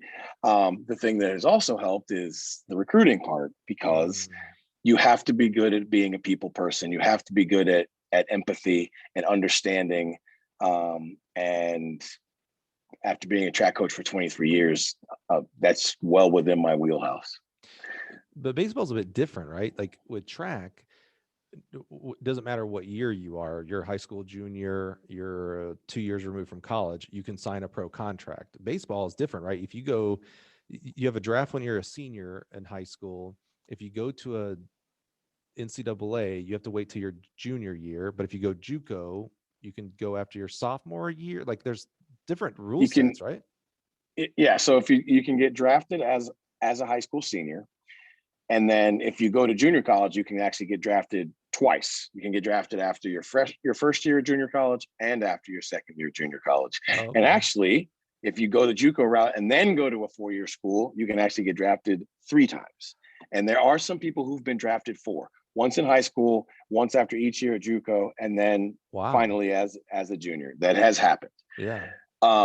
So the junior college route gives you the greatest number of options. It's actually how I kind of got started, because one of the things I do is I'm the vice president of the JUCO baseball blog. So we literally Oh. cover rank and rate junior college baseball players from stem to stern. And I bet you didn't know that there's Division I, Division II, and Division III of junior college. Yeah, I actually, I used to coach junior college track, So so I yes, actually did know that. Yeah. I didn't know there was Division III until 3 years Yeah. ago. It's like 4 I didn't know schools that. up in New York or something, right? Or something But like that. yeah, there's more than that. But yes, Yeah, yeah. the Northeast is definitely Yeah. JUCO D3 Yeah. haven. Um, so yeah, that's how I kind of got. That's how I got interested in it, and then the securing of clients basically comes from the recruiting skills. So how do you, because if I'm a track agent, it's easy. I don't really care about their age or grade. I do a little, obviously that plays into it, but I'm not. It's not like I'm restricted from getting them into a draft or signing them on a contract with track. It's their times and their distances. Do you focus on high school seniors or do you, and I'm talking about you, or do you focus on JUCO kids, or do you focus on NCAA kids, or do you try to do all of them, which seems like a hassle? All of them, and it's actually younger than high school seniors, because so while they're amateurs, you are an advisor, not an agent, Mm. right? So no money no money transfers hands, and it is actually a handshake agreement as to the fact that you are their representation, because they can't legally sign with you. Oh, right. So my youngest client is a 2023. Mm-hmm. So he's a sophomore in high school. Sophomore, right. And is that a local kid? And what I mean, the reason I asked that question is, how do you identify? I mean, there's a billion baseball players out there. Well, there's all kinds of access to them nationally and places that you have to go, but like I have clients in Florida, Georgia, South Dakota, California, Indiana, Illinois. You get the point. Yeah. And as West Virginia. as their agent, are you, what do you focus on? Are you focused on preparing them for the draft, or are you focused on once they sign, the other things that come along with it? Then at that point, promotions and things like that. It's all of the above, because it just depends on where they are. For the younger kids, it's making sure that they're on the right travel ball teams and they're going to the right events. That's like pre-draft. For the guys that are in the draft year, it's all pre-draft stuff and making sure that they're communicating properly with scouts, and that scouts are communicating with them and going to see them. And with the guys that are post-draft, then it's, making sure that they have all the things that they need, all the tools that they need to go be successful in the minors. Is it And just I don't personally have a big leaguer yet, but organizationally we have 8. Are you, is it just you, or are you part of an agency? Oh no, I'm part of an agency. There's 4 of us. Okay, that makes a little bit more sense. We are an intentionally sized agency. So monetarily, we could probably be like 12 or 15 agents, but we are 4. Okay. So that we can be more selective and exclusive with who we take, but also give them all of our time and attention. That makes more sense, because I know you well enough, Huff, that I've always been impressed with your work capacity, the ability to do a lot of things and a lot of different things. But that seemed like a lot of clients, and then a lot of things to do with those clients for one person. That makes more sense. You got a team there. Yeah, but you do end up doing all the things I mentioned. I do. Right. Sure. So like in a 4-day span, I was in Louisiana at an LSU baseball game. I was in Atlanta at a high school baseball game, and I was in the sticks of Indiana at a high school baseball game, and I was in Michigan at a 4-year college baseball game. Wow. Are you just at baseball? Like, are you just watching baseball 24/7 nowadays? Not 24/7. I watch a fair amount of baseball. Do you ever get into conversation on Athletics LLC and you're like, oh, I don't know, I was watching a baseball game, I got no idea what they're talking about? I never admit to that. No. We'll just leave that there. Are you going to start Baseball LLC? Absolutely never. No chance. We do the JUCO pod for I do a podcast intermittently for junior college baseball, but yeah, it is definitely not Athletics. It's not Athletics LLC. That's cool though. I like that. Again, part of that work capacity, man. You're always able to do seemingly, well, I guess it goes back to your combined events routes, right? Because I was literally about to say, I could see you do, I've always seen you do 10 different things that could be radically different, and you just do them. And it's like, oh, okay, well, there's the decathlon. You were made for the decathlon, man. Did you ever think about that? Like, oh, you might not have found the decathlon until your freshman year of college, but you were born to be a decathlete. Yeah, and it's crazy because I didn't even start doing the decathlon until my 4th year in college. Oh, right. That's right. Yeah. Oh, man. Yeah, see, just took you some time. Sometimes it takes us time to find that path that we were born for, but eventually, if we're lucky enough, we find it at some point in our life. And it's better to find it later in college than never. Definitely. Awesome, man. Huffins, I'm so happy we finally get to do this. Yeah, and I'm honored, to be honest with you. I'm honored to be the 100th guest. That's a big deal. I think that's pretty cool. It's we started this pre-pandemic. everybody thinks we started during the pandemic. We started pre-pandemic, but I never would have thought we'd get to 100 episodes, because that's a big deal.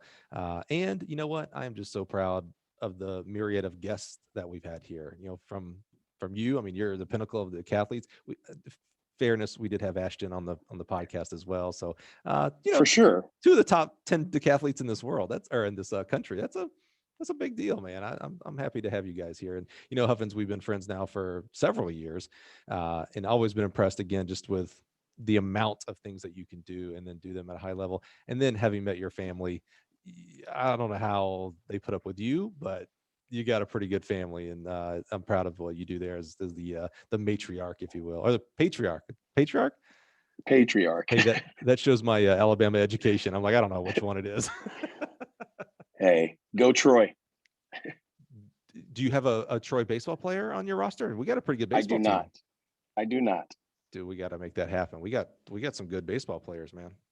Hey, as long as you can find me a kid that's going to be a big leaguer, I'm all for it.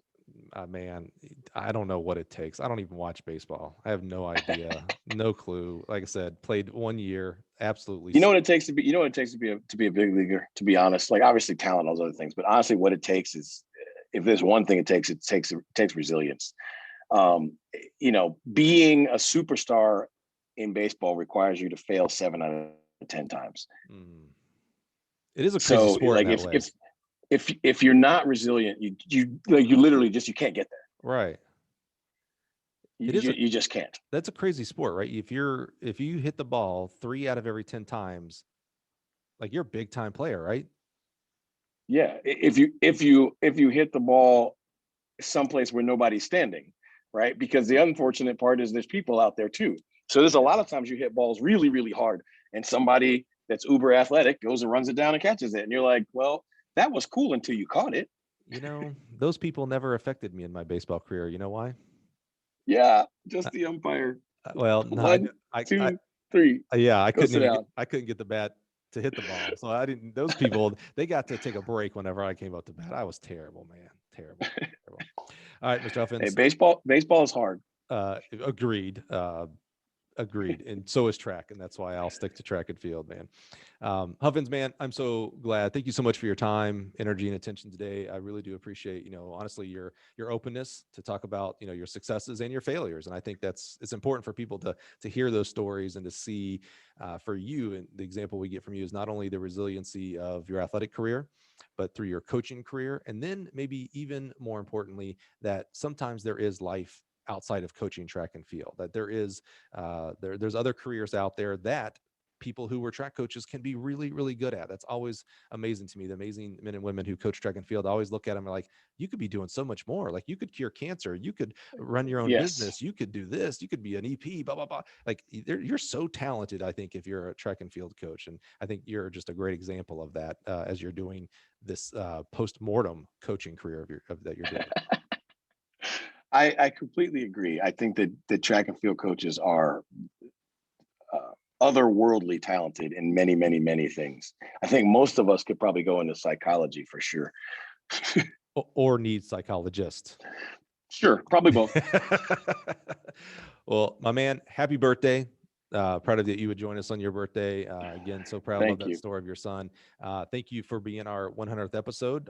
You'll always be number 100. I mean, that's we can never take that away from. That's, it goes, Olympic medalist, and then up a couple notches is the 100th episode. And again, I'll never stop saying it, because I'm a huge fan. Check them out on YouTube, 5:00 Eastern time, every Friday. In perpetuity. It's not ever going to end. We're going to watch these guys and gals retire on the tiles one day on Athletics LLC. We got to give a shout out, because I think I know who it is, but even if I'm wrong, we got to give a shout out to your intro and outro music producer, because I love that jam, man. Who's doing Udon Cheek? It is Udon. Okay. I thought that's who it was. And so I just wanted to make sure. He does an amazing job, man. That guy is there's a good. He made a new one for season 2. And we felt so bad. We were like, look, dude, you're competing against yourself. Like, it was really good. I was like, but yeah, that music is amazing. He's an example of a guy who coaches track really well, Yeah, and could be a music star or music producer type star. I mean, he is really for sure. talented. We have a lot of the same interest in Christian rap artists and things like that. I love that guy, man. For sure. I got to get him on the show one day as well. I got to make sure make that happen. Thank you, Huff. Appreciate you, man. Happy birthday. Go get a slice of cake or whatever we do on our 51st birthday. I'm sure it's like, every birthday has a thing like paper and gold. 50 is Yeah. gold. 51 is like gold I mean, plated. 51 is probably a walker. Gold plated walker. Exactly. And thank you for being here and listening to us, man. We could not do this. We would not do this if you didn't listen. And so I'm just so appreciative of your time and energy listening to us today. Check us out on YouTube if you want to see that cool sweatshirt he's got on, man. I'm just so proud that he's able to fit into that thing after 20 years. I have shirts that I cannot fit into after 20 years. So he's doing a good job there. But if you received value from today's show, I'm going to go out on a limb and say that other people in your network might receive value from hearing Huffin's journey and his story here in the great sport of track and field. So please share it on Twitter, Facebook, Instagram, TikTok, smoke signals, Braille, whatever you're using nowadays. Make sure you share that and let Owls. everybody else. Owls. We can't Owls? forget about the Harry Potter group. Oh Send man. it via owl. I don't even know about that. We're about to start watching the Harry Potter as a family, so I'll learn all about the owl. So shoot this episode out on the owls, Harry Potter style, and check us out next week when we'll have episode 101. We're going to start all over again. So thank you so much for being here. Have an awesome day.